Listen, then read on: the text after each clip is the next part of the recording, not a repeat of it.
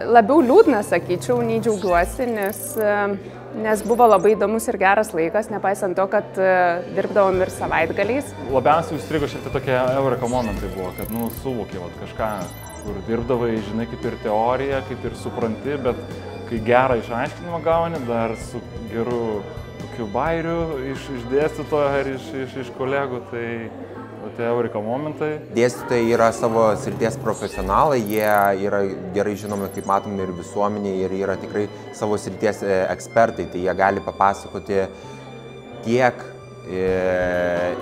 iš teorinės, tiek ir iš praktinės pusės, kas kartais būna, dažniausiai dominuoja teorija, bet mažai yra praktika. Labiausiai įstrigo tai įtraukianti teisės paskaita, kurios niekada nesitikėjau, kad teisė gali būti tokia įdomi.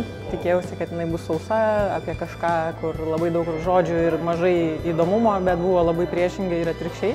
Paskaitos vyko vis skirtingose vietose, tai galima pamatyti iš vidaus, kaip tie pastatai visi atrodo, nes dažniausiai mes einam ir tik praeinam pro tos pastatus. Ekskursijos labai įdomios iš tikrųjų, kaip gali tą patį pastatą vaikščiodamas kiekvieną dieną pamatyti iš vidaus ir visai kiti dalykai atsiveria. Nauda yra didžiulė, tiek žinių prasme, tiek akiračio praplėtimo, tiek ir kontaktų prasme. Atrandi daug žmonių, su kuriais gera bendrauti ir tam profesiniam lygmenį ir tie kontaktai liks visam laikui.